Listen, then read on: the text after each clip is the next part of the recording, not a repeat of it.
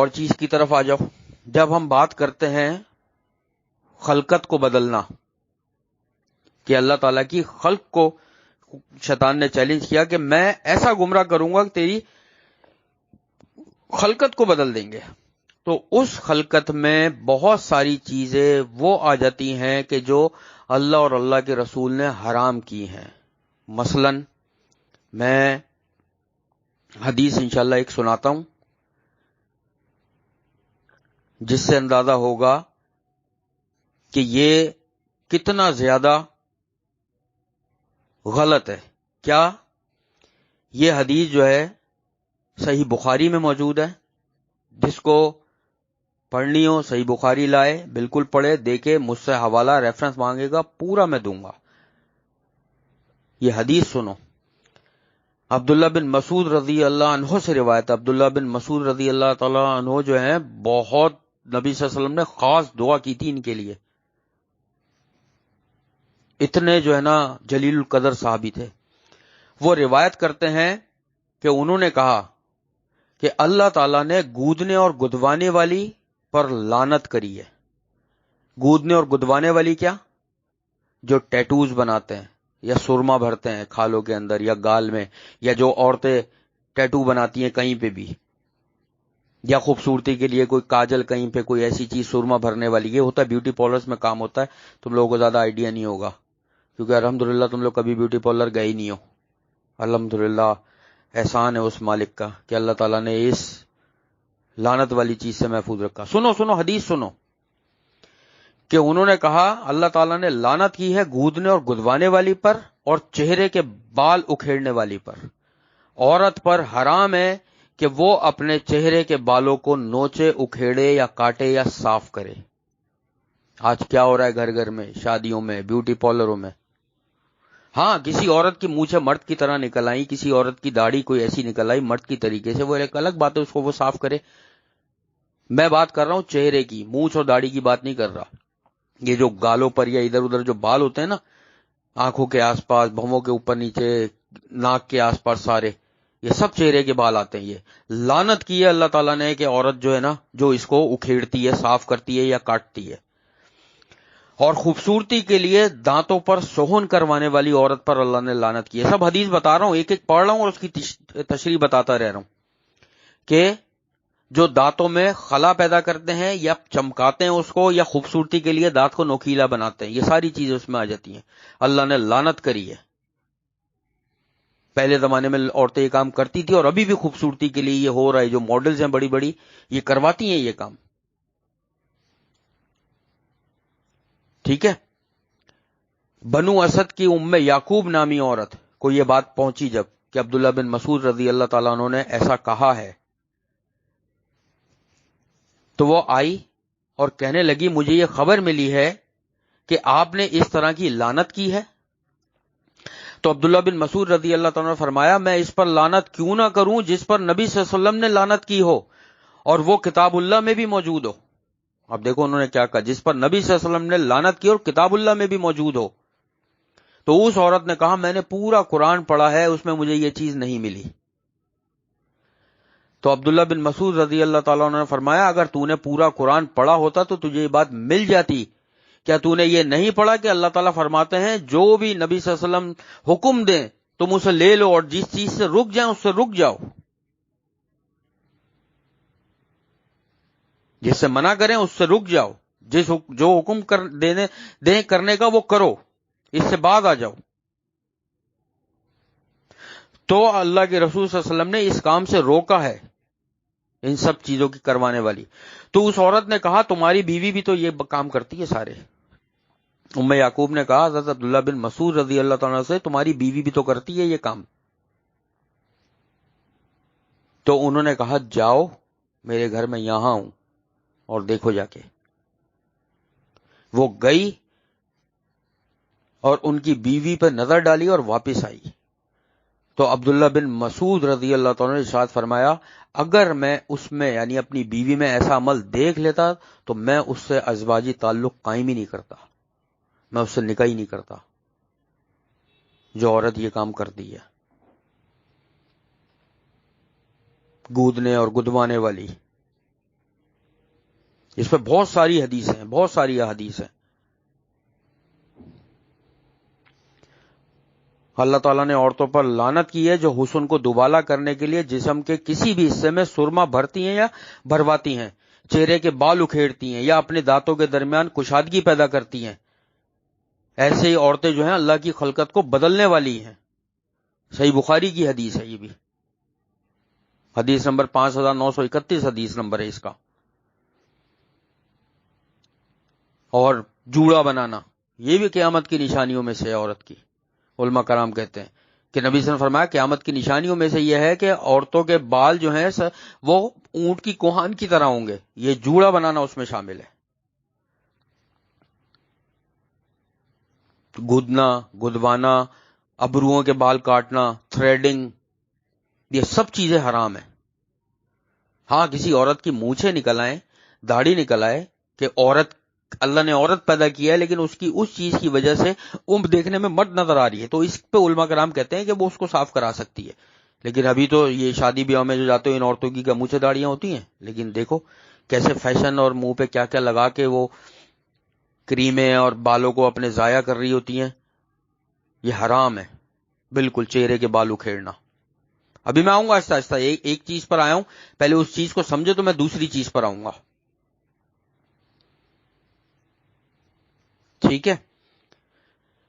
اچھا، اب اس میں کچھ مسئلے نکلتے ہیں کہ عورت کا سر کے بال کاٹنا، چلو سر کے بال کاٹنا اس پہ بعد میں آئیں گے۔ پہلے آتے ہیں کہ کچھ عورتیں یہ سوال کرتی ہیں کہ ہاتھ اور پاؤں کے بالوں کے بارے میں کیا حکم ہے۔ دیکھو ہاتھوں اور ٹانگوں کے متعلق جو ہے نا شریعت نے سکوت اختیار کیا ہے۔ سکوت کا مطلب خاموشی ہے شریعت میں، اور جس سے شریعت سکوت اختیار کرے وہ معافی ان ہے۔ معافی ان ہے کا مطلب ہے اس سے معافی ہے کہ عورت کے ہاتھ اور ٹانگ کے بال جو ہے نا اگر وہ صاف کرنا چاہے تو وہ کر سکتی ہے۔ بات ہو رہی ہے چہرے کی، ٹھیک ہے؟ چہرے کے بال صاف کرنا یا ان کو اتارنا یہ جائز نہیں ہے عورت کے لیے۔ اور ٹانگوں اور ہاتھ کے بالوں کے بارے میں جو ہے نا وہ علماء کرام یہ کہتے ہیں کہ اس میں شریعت میں منع نہیں ہے، کوئی چاہے عورت تو رکھ سکتی ہے، کوئی چاہے تو اس کو صاف کر سکتی ہے۔ اور اپنے شوہر کے لیے، لیکن صرف اپنے شوہر کے لیے ہے یہ، وہ نہیں کہ ہاتھ اور ٹانگوں کے وہ کرے اور 5 ٹخنوں سے اوپر رکھے اور ہاف آستین کی سلیوز پہنے، یا آستینیں ہی نہیں ہے، حرام ہے، حرام۔ چہرہ دکھانا حرام ہے، عورت کا کسی غیر مرد کے آگے بغیر پردے کے جانا، ٹانگ اور ہاتھ تو بہت دور کی چیز ہے۔ ہاں اپنے شوہر کے لیے اگر وہ کر رہی ہے تو یہ جائز ہے، شوہر کے لیے تیار ہو رہی ہے، میک اپ کر رہی ہے، جائز ہے، صرف شوہر کے لیے بس۔ اسی طریقے سے مارکیٹ میں ایسی کریمیں آتی ہیں جو عورت کو گورا کرتی ہیں، یہ اللہ کی خلقت میں چینج ہے۔ اللہ نے جو آپ کا قدرتی رنگ رکھا ہے بس اس پہ وہ کرنا چاہیے۔ یہ تھوڑی ہے کہ ہم لوگ لگا کے کریمیں لگا کے مساج کرا کے اور کلینزنگ کرا کے اور کیا ہوتا ہے پتہ نہیں، کلینزنگ ہوتی ہے، مساج ہوتا ہے، ہیٹ مساج ہوتا ہے، پتہ نہیں کیا کیا ہوتا ہے، بہرحال تو وہ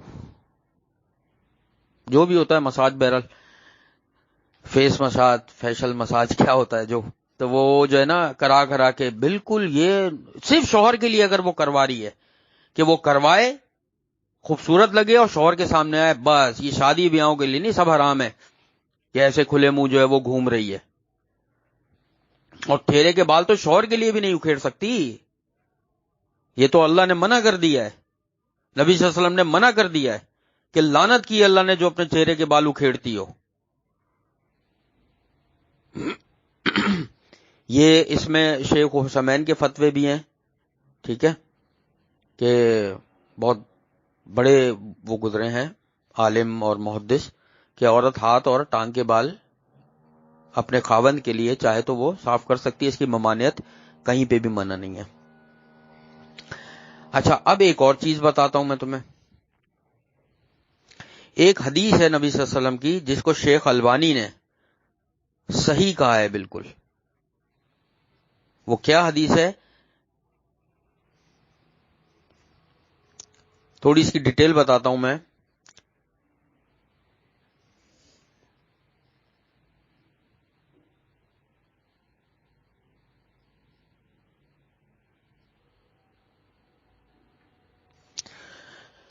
وہ حدیث یہ ہے کہ ملک شام جو تھا اس کی کچھ عورتیں اما عائشہ صدیقہ رضی اللہ تعالیٰ عنہ کے پاس آئیں. تو عائشہ رضی اللہ تعالیٰ عنہ نے پوچھا کہ تم لوگ کہاں سے آ رہی ہو؟ تو انہوں نے جواب دیا ہمارا تعلق اہل شام سے ہے. تو اما عائشہ صدیقہ رضی اللہ تعالیٰ عنہ فرمانے لگی شاید تمہارا تعلق اس علاقے سے ہے جہاں کی عورتیں حماموں میں جاتی ہیں. حمام ہوتا نا باہر نہانے کے لیے جاتی ہیں, حمام جو بنے ہوتے ہیں. کراچی میں نہیں ہے خیر, ایسے بیوٹی پارلر میں حمام, ابھی اس پہ آتا ہوں میں آرام سے. تو انہوں نے جواب دیا جی ہاں. تو اما عائشہ صدیقہ رضی اللہ تعالیٰ کہنے لگی لیکن میں نے تو نبی صلی اللہ علیہ وسلم سے سنا ہے کہ نبی صلی اللہ علیہ وسلم نے ارشاد فرمایا جو عورت بھی اپنے گھر کے علاوہ, اور ایک روایت میں اپنے شوہر کے گھر کے علاوہ کہیں اور کپڑے اتارتی ہے تو اس نے اپنے اور اللہ کے درمیان کے پردے کو پھاڑ ڈالا. اسے اصحاب سنن اربعہ نے روایت کی ہے, یعنی 4 محدثین نے اس حدیث کو روایت کیا ہے اپنی کتابوں میں. ترمذی بھی ہو گئی, جس میں ابو داؤد بھی ہو گئی, ابن ماجہ بھی ہو گئی, نسائی, ان 4 نے روایت کیا اس حدیث کو کہ اس عورت نے جو اپنے شوہر کے علاوہ کہیں کپڑے اتارتی ہے اس نے اپنے اور اللہ کے درمیان کے پردے کو پھاڑ ڈالا. یہ نبی صلی اللہ علیہ وسلم کے الفاظ ہیں. وہ عورتیں جو بیوٹی پارلر میں جا کے میک اپ کرا رہی ہیں, پورے جسم کا ہیٹ مساج یا کیا ہوتا ہے, پھر وہیں کپڑے چینج کرتی ہیں, یہ پھاڑ ڈالا اس نے اپنے اور اللہ کے درمیان کے پردے کو. پھر اب دوسری طرف آ جاؤ, جو نوکریاں کر رہی ہیں, آفسوں میں جا رہی ہیں, واش روم, اسکولوں میں نوکریاں کر رہی ہیں, جا رہی ہیں, وہ کس کھاتے میں آئیں گی؟ حدیث تو حدیث ہے. حدیث تو حدیث ہے کہ اپنے اور اللہ کے درمیان کے پردے کو پھاڑ ڈالا. ہاں کوئی عورت اتنی مجبور ہو گئی کہ گھر سے باہر کسی ضرورت کے لیے نکلی ہے اور اس کو ایسی حاجت پیش آ گئی, اور وہ بھی بہت دیکھ بھال کے کہیں ادھر ادھر, وہ اللہ نیت جانتا, انما الاعمال بالنیات, لیکن یہ نہیں ہے کہ پیسہ کمانے کے لیے, فیشن کے لیے, اس کے لیے, اس کے لیے عورت جا رہی ہے اور پھر یہ بولے میں تو مجبور ہوں, آفس میں نوکری کر رہی ہوں, میں تو مجبور. کوئی نوکری ایسی مجبوری نہیں ہے. عورت کو اسلام اجازت ہی نہیں دیتا ہے ایسے نوکری کرنے کی. عورت کے کمانے کے اٹھاؤ, صحابیوں کا عمل پڑھو, صحابیات کا, کہ وہ کیسے کماتی تھی. وہ گھروں سے کماتی تھی, باہر نکل کے نہیں کماتی تھی مردوں کے درمیان کام کاج کر کے. وہ گھروں میں چیزیں بناتی تھی اور اپنے بیٹے, ان کے شوہر, ان کے باپ بھائی سب وہ باہر بیچتے تھے گھر کی چیزیں. کپڑے سلائی کڑھائی کرتی تھی, مٹی کے برتن بناتی تھی, بہت ساری چیزیں بناتی تھی. اب تو کرافٹ آ گیا, جو عورتیں کمانے والی ہیں وہ گھروں میں بیٹھ کے کرافٹ پہ کام کر رہی ہوں, اتنا بہترین کما رہی ہیں کرافٹ پر, باہر نکلتی نہیں. اب تو آن لائن ہے سارا. کرافٹ ڈیزائن کیا, اس کو نیٹ پہ ڈالا, آن لائن آیا, گیٹ سے دیا اس کو, وہ لے کے چلا گیا, پیمنٹ اکاؤنٹ میں آ گئی. اب تو وہ سسٹم بھی نہیں ہے. یہ سب دھوکے بازی ہے کہ ہم نوکری کر رہے ہیں, ہم یہ کر رہے ہیں, ہم وہ کر رہے ہیں. وہ عورتیں جو اپنے شوہر یا اپنے باپ کے گھر کے علاوہ کہیں پہ بھی اگر کپڑے اتار رہی ہے واش روم میں, حمام میں, کہیں بھی نہانے کے لیے, واش روم جانے کے لیے, تو اس نے اپنے اور اللہ کے درمیان کے پردے کو پھاڑ ڈالا. یہ وہ ذہن میں رکھیں عورتیں.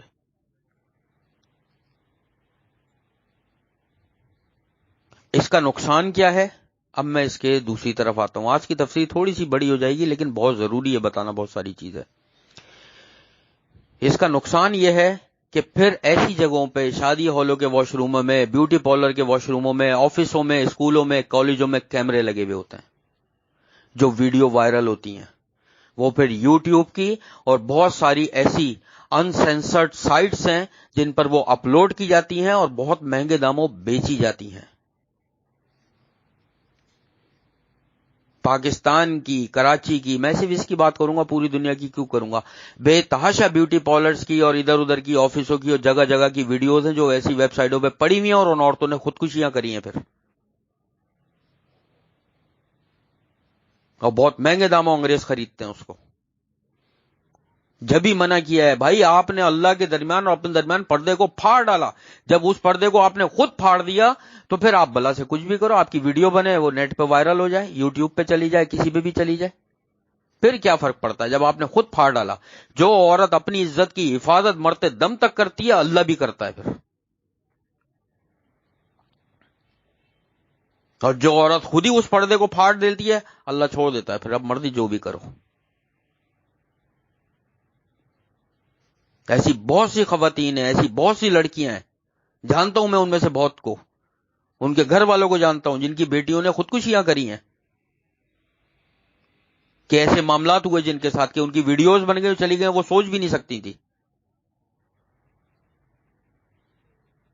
دین اسلام پورا مکمل دین ہے، انسان کے پیدائش سے مرتے دم تک کے تمام معاملات کو ذکر کرتا ہے۔ یہ ہماری مسٹیک ہے۔ پھر دوسری طرف آ جاؤ، دیکھو جو فطری چیزیں نا، اب میں وہ بتاتا ہوں۔ نبی صلی اللہ علیہ وسلم نے ارشاد فرمایا کہ 5 چیزیں جو ہیں وہ قدرتی طور پر ہیں، فطرت میں سے ہیں۔ ختنہ کروانا بچے کی، سرکمسیشن یعنی زیر ناف بال صاف کرنا، ٹھیک ہے، ناف سے نیچے والے بال صاف کرنا، مونچھیں کاٹنا، ٹھیک ہے، اور ناخن تراشنا اور بغل کے بال کاٹنا، یہ 5 چیزیں فطرتی ہیں، ٹھیک ہے۔ اسے امام بخاری امام مسلم دونوں نے روایت کیا، ٹاپ کلاس صحیح حدیث ہے یہ، ٹھیک ہے۔ اچھا، ناخن تراشنا جو ہے نا وہ عورت مرد دونوں کے لیے ہے۔ یہ جو عورتیں بڑے ناخن رکھتی ہیں نا، یہ قطعی منع ہے، یہ جائز نہیں ہے عورتوں کے بڑے ناخن، جس پہ وہ پھر نین پالش لگا کر جانوروں جیسی شبیہ دیتی ہیں۔ وہ جانور، وحشی جانور جو ہوتے ہیں نا، ان کے ناخن دیکھو، یہ وہاں سے آیا ہے سسٹم۔ جو وحشی جانور ہوتے ہیں نا، درندے جن کو بولتے ہیں، ان کے ناخن رنگ برنگے ہوتے ہیں، کیونکہ وہ درندے ہوتے ہیں، وہ ناخنوں سے پکڑ کے کھاتے ہیں، ان کے ناخن اس طریقے سے بنائے ہوئے ہوتے ہیں۔ یہ اپنی تشبیہ وہاں سے دے رہی ہیں۔ نبی صلی اللہ علیہ وسلم نے فطرت والی چیزیں بتا دی کہ ناخن کو تراشو، یہ فطرت میں سے ہیں، ان کو نہیں بڑھانا چاہیے۔ اور رنگا رنگ نیل پالش ہو رہی ہے جو وحشی جانوروں اور کفار کی مشابہت پہ۔ یہ منظر انتہائی کبھی اور غلط نظر آتا ہے۔ ہر عقل مند اور سلیم فطرت رکھنے والے شخص کو اس چیز سے نفرت پیدا ہوتی ہے۔ اور اسی طریقے سے بعض مردوں کو بھی یاد ہوتی ہے کہ ایک انگلی کا ناخن لمبا رکھتے ہیں فیشن کے طور پہ۔ یہ فطرت نہیں ہے، فطرت ہے اس کو تراشنا۔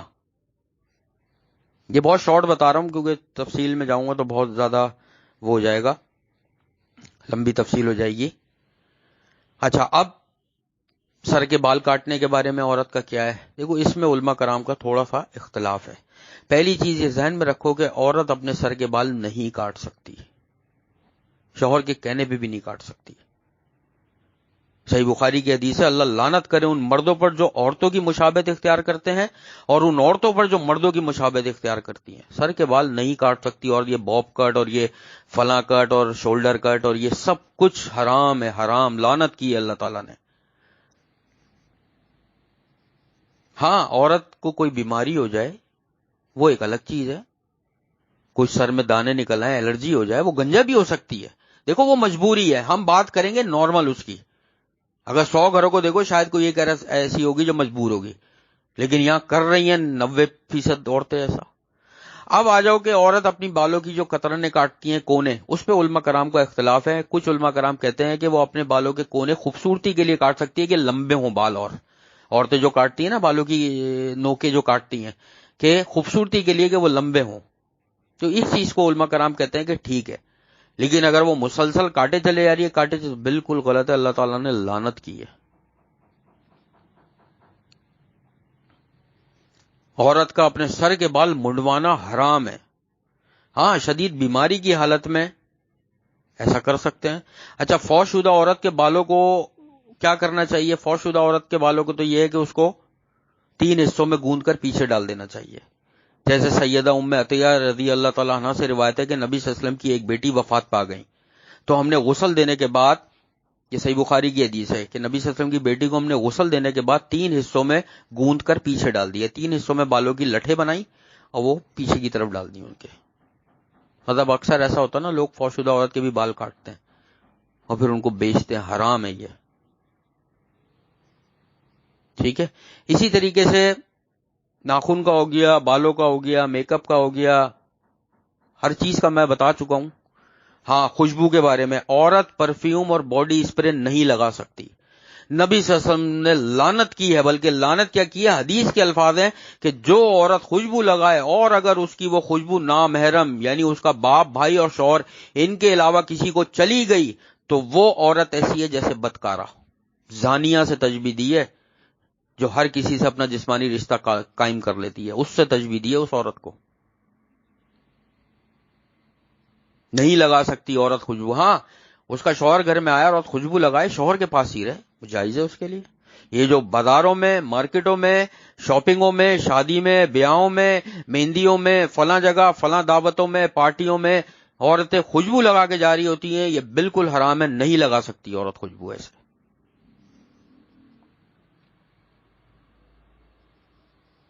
چونکہ وہ آیت ایسی آئی تھی، اس کی تفسیر ہم نے پہلے بھی پڑھی، اور یہ موضوع ایسے تھے کہ آج کل کے حساب سے مجھے کچھ اس پہ بتانا تھا.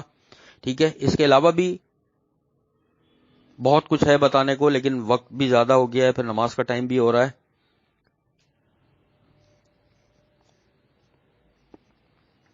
اللہ تعالیٰ سے دعا ہے جو غلطی ہم سے ہو گئی ہو اللہ تعالیٰ معاف کرے، اور ہم نے جو کچھ پڑھا ہے اس پر عمل کرنے کی توفیق عطا فرمائے. اصل چیز ہے عمل. ٹھیک ہے، باقی کسی کو کوئی اشکال یا جو بھی مسئلہ ہو وہ مجھ سے پوچھ سکتا ہے، انشاءاللہ قرآن اور حدیث کی روشنی میں جواب دیا جائے گا. اللہ تعالیٰ سے دعا ہے اللہ تعالیٰ ہمارے گھروں میں، ہمارے رزق میں، ہمارے علم میں، ہمارے عمل میں برکت عطا فرما دے، اس میں اضافہ فرما دے. ہم سے اللہ ایسے راضی ہو جائے جو واقعی کہ ہمارا دل خوش ہو جائے. ہم اس حال میں دنیا سے جائیں کہ اللہ تعالیٰ ہم سے بہترین طرز پر راضی ہو. ہمارے والدین، بہن بھائی، رشتہ دار، پڑوسیوں، تمام سننے والوں کے صغیرہ کبیرہ گناہوں کو اللہ معاف فرما دے. اے اللہ، ہم ہر ناجائز اور حرام چیزوں سے تیری پناہ میں آتے ہیں میرے اللہ. اے میرے اللہ، ہمیں اپنا اطاعت گزار اور فرما بردار ایسا بنا دے اللہ کہ تو ہم سے راضی ہو جائے میرے اللہ، جس سے تو خوش ہو جائے میرے اللہ. اے اللہ، آخرت میں ہمارا حساب کتاب انبیاء، شہداء، صدیقین اور سلف صالحین کے ساتھ فرما دیجیے گا. ہمیں نبی صلی اللہ علیہ وسلم کا ساتھ، ان کی شفاعت اور ان کے ہاتھوں سے آب کوثر نصیب فرما دیجیے گا. ہم سب کو، ہماری تمام رشتہ داروں کو، سننے والیوں کو، بہن بھائیوں کو اور والدین کو اور پڑوسیوں کو ان 70,000 لوگوں میں شامل فرما دیجیے گا جو بغیر حساب کتاب کے تیری رحمت سے جنت الفردوس میں جائیں گے. اللہم انا نسألوک الہدی والتقی والعفاف والغنی رب ارحمہما کما ربیانی صغیرا. اللہم انی اعوذ بک من زوال نعمتک وتحویل عافیتک وفجاعت نقمتک وجمیع سخطک. اللہم انا نسألوک الجنۃ الفردوس وقنا عذاب النار. اللہم انا نسألوک الجنۃ الفردوس وقنا عذاب النار. اللہم انا نسألوک الجنۃ الفردوس وقنا عذاب النار. ربنا تقبل منا انک انت السمیع العلیم وتب علینا انک انت التواب الرحیم. سبحان اللہ عما یصفون وسلام علی المرسلین والحمد للہ رب العالمین. سبحانک اللہم وبحمدک نشہد ان لا الہ الا انت نستغفرک ونتوب الیک. السلام علیکم ورحمۃ اللہ وبرکاتہ.